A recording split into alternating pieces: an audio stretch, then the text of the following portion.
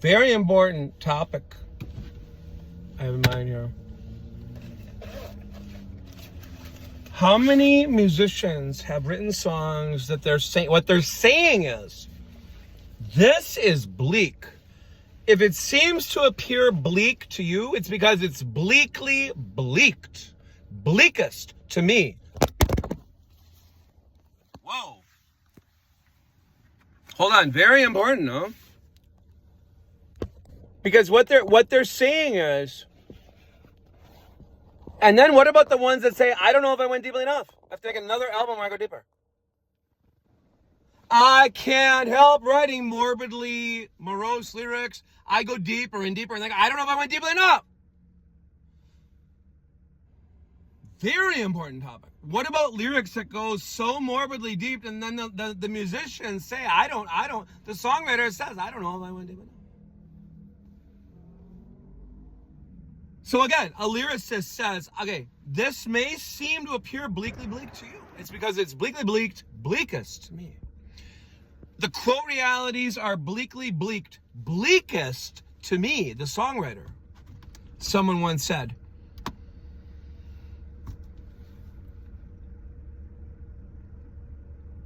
if by occasion they appear bleakly bleaked to you, that is because the quote realities that I see since 1990, now I'm speaking for myself also, is bleakly bleaked. What about songwriter, musicians, lyricists? They even do a double take after they make an album. I don't think I went deeply enough. I'm pretty sure I need to go a little bit deeper than that. Because I'm not sure I got the deeper awareness through.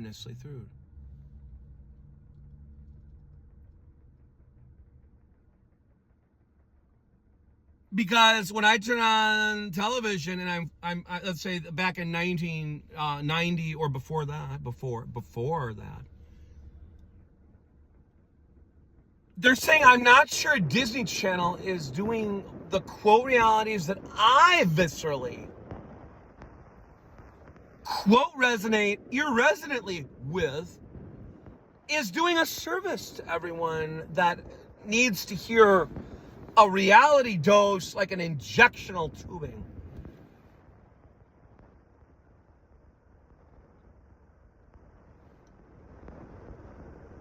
See, a musician says maybe it's me until they say, I'm pretty sure it's not only me. And then they write songs and they find out, no, they're not the only ones. They're not the only ones. Well, I said, what about the song, That's How Much She Feels? Spoken in first person, she says, that's how much I feel.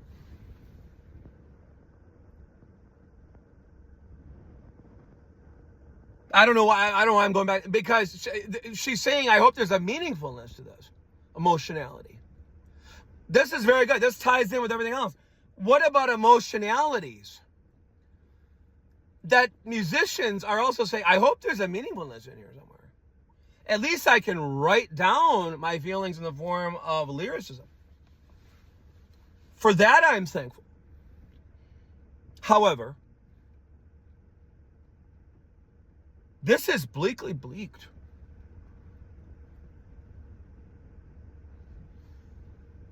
If perchance you have an alternate realities perceptual quote awareness, even I don't relate to it. There's bands that would say I don't relate to it. If you perchance have an alternate quote perceptual quote awareness, I don't relate to it. If you see a quote realities that is non-bleakly non-bleaked, I don't relate to it. Said Chester Bennington, perhaps at levels, I don't relate to it. I'm writing, and other bands, I'm writing about quote realities as I viscerally resonate irresonantly with them. And I said, what about musicians that write lyrics that are so morbidly deep? They actually go so far as say, I'm pretty sure I didn't go deeply deep enough. I don't think I made it completely clear how bleakly bleaked it is. I'm going to have to make another album. I go even deep. I'm going deep.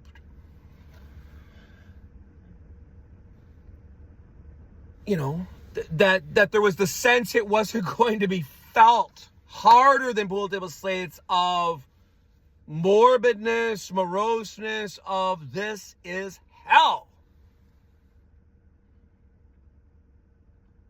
Someone said war is hell. I'm saying no, war is devil-thirstedly, stupidly stupid. Earthly hell is hell. Earthly, quote, realities is hell. Realities, quote, unquote. What about when the emotion, I'm glad I brought this up too. What about when the emotion is stronger than even the quote realities? Because the quote realities are not deep. They're made to seem to appear deep. But they're made to seem to appear deeper than they are. Quote unquote, even. What about when the quote realities are not even as deep as the emotional, harder than Pool Table Slates sparks from specks that I individually feel as a musician, as a being of resonant light? What about human beings and humans being that there is a light that never goes out, said Morrissey in a song lyric. What about when the bleaker than bleakestness resonates irresonantly louder than language, louder than words, louder than lyrical, vocal, singing lyrical words? What about when it's louder than that? What about when the painful, emotional bleakness is louder than that? And I brought up the song, That's How Much She Feels. I mean, she says it in the first person. That's how much she feels. She's saying much. I mean, she feels very deeply. But wants to have a meaningfulness to it. See, I juxtapose, non-juxtapose, and I juxtapose lyricism that really doesn't, you feel it doesn't have any connection, does it? Well, everything has connection. Everything is connected. So the song, That's How Much She Feels, I'm changing the lyrics to That's How Much She Feels. She's saying, I hope there's a meaningfulness in here somewhere, because I don't want these deep emotions to have a non-depth, of non-meaningfulness, non-depth. Get it? She doesn't want her emotions to be an ephemeral wisp in a hellfire sands, or an ephemeral wisp in eternal sands of time, that it's an ephemeral wisp of who cares.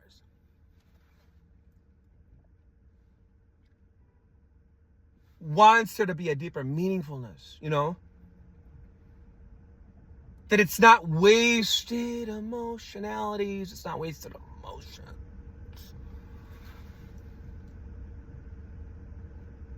Screaming inside of a bat cave of a bear trap for an eternity is not anyone's, quote, notions of non-notions of desirability. It doesn't matter how many screaming lyrics metal bands have written in the last 40 to 50 years. No one is saying this is earthly heaven, this is hell. They're saying this is earthly hell. This earth is hell. This is earthly hell. There's no way to mince the language. There's no way to mince the lyricism. There's no way to mince the sound of screams from Mariah Sparks.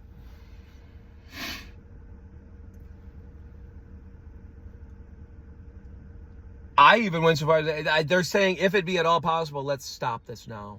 Please, God, stop this. I believe they're saying, if it not be possible, if it be not possible, stop it anyway. If there's any speck of ways of actual ways, let's stop this. Let's regenerate real life and new life, like the song. Let's real life and new life, that's not Depeche Mode. Let's do something now. And I said, I've been feeling the discordance of discords since 1990 and before that. What about bands that have been feeling it since the 1980 decade and even before that? That I didn't feel it until 1988. Things began to take a turn for the worse in 1988. I felt it in 1989. 1990 got really bad. 1991 it got worse. 1992, it got worse. It's like worse, didn't it? We even had songs like Shiny Happy that were so deeply discordantly irresonant, we said, okay, I don't know how anybody could actually feel that way, or even quote, actually quote, feel, quote, that quote ways. that we said had to be non-ways. He had to be in a moment of stupor. He had to be on wax, steroids of cartoon wax guns to write a song like Shiny Happy, the song. Because while he was writing lyrics for Shiny Happy, Kurt Cobain was writing other lyrics that felt like an injection of something a little bit more viscerally quote reeled at a minimum. What about the term viscerally quote reeled at a minimum? In other words, we should be able to go deeper to deeper contentednesses.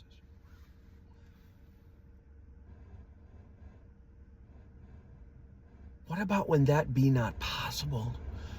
There's no way to go deeper to deepest contentednesses. During the 1990 decade, I didn't know if there was a way or how. I didn't know how to go deeply deep to blissfulness, as the name of that band I mentioned up to a minute ago suggests, or more suggests. I didn't know if there were a way to get to the blissfulness or even deeper contentednesses.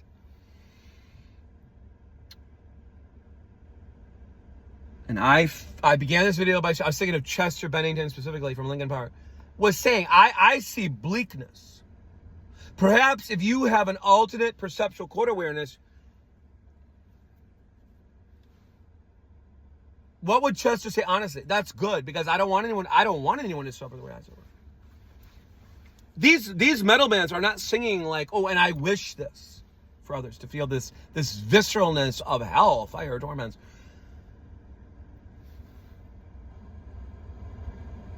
I believe they would not only imply directly, they would state directly, we don't wish this on anyone. Didn't Abraham Lincoln say something similar? I would not wish this depressional hell, none, nor none.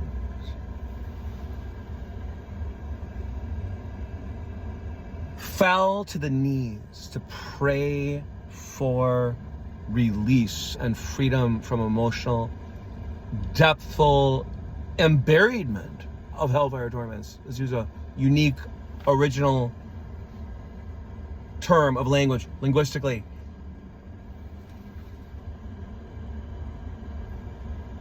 There was a buriedness of torments that Abraham Lincoln must have felt like,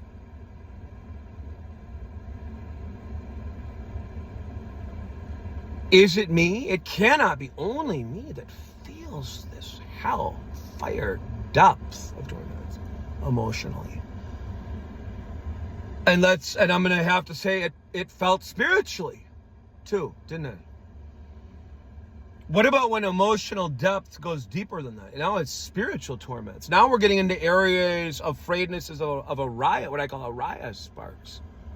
A visceralness of emotional scorching, burning, scorching hell, fire, torments. Have a buenas evenings, everyone. This video I began by stating, what about lyrics that not only suggest that someone is seeing and resonating irresonantly with bleakness of bleakest emotions, emotionalities. They're even saying at levels it goes deeper. It goes deeper than emotions, I'm pretty sure. Like I said, Abraham Lincoln had to be feeling emotional and spiritual fires of torments. What about lyrics that are stating, and I don't even know if I've gone deeply enough, because the musician literally says, we wrote this to go deep, morbidly. I don't know that I went deep enough. With the song The Drowning Man, Robert Smith, I don't know that I went deep enough. Buenas evenings, everyone. Have a wonderful evenings. Friday, I'm in love.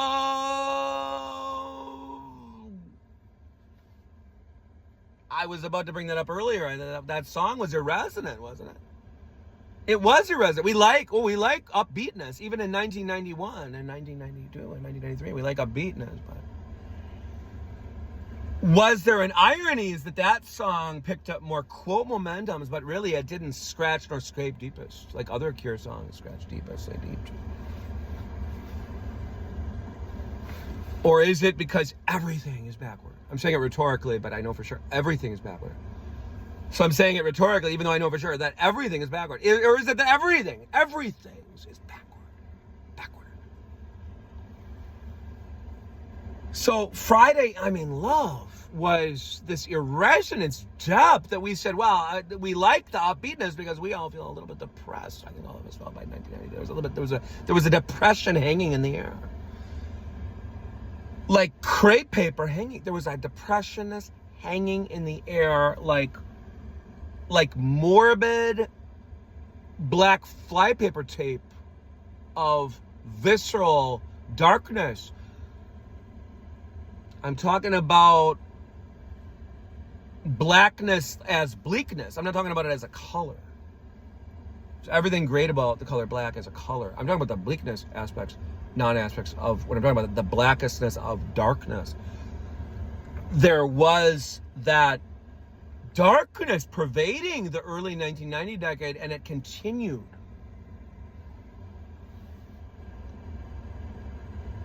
I'm just going to say the devil deliberately made the very relatable color black into an ethnicity identifications that became an impingement. And then there were certain rap artists that took it and went even a step furthest to self-label with the N word. And in Spanish, negro means black. That's all it means. It deliberately made people irresonantly resonant with the term negro, which only means black. In Espanol, negro means black. That's what that word signifies, is black. It doesn't mean anything. It doesn't mean anything besides a color. Began an ethnicity identification, sin identification, sinfully. Because there was an irresonance depth that said, I don't want to identify with this. And then the devil has LGBTQ adapting, more like adopting the term queer as a positive subheadings. Much like certain rap artists took that word and ran with it like it was a self-intentional jab to the nut cheeks.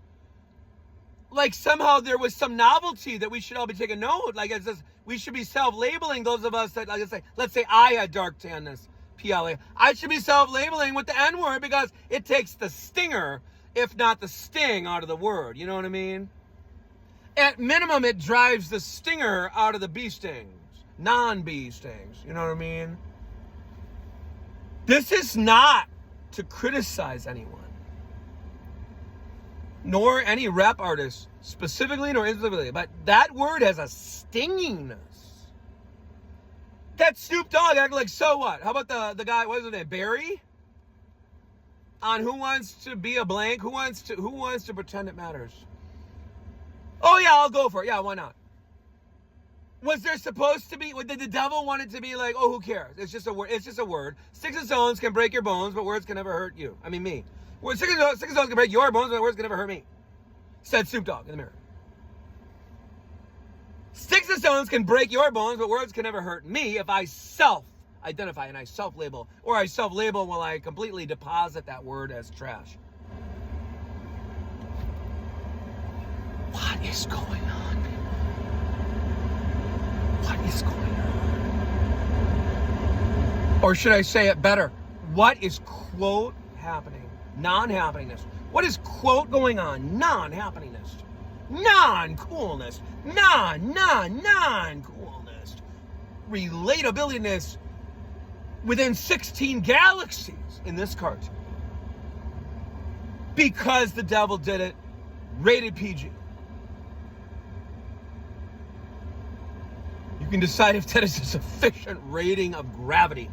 Gravitousness. I can tell you, I'm going to say the title is now entitled Because the Devil Did It. Rated PG.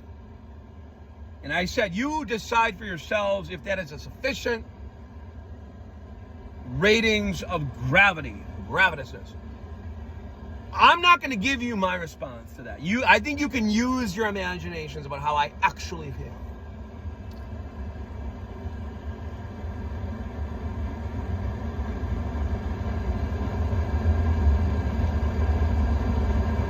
Buenos evenings, everyone.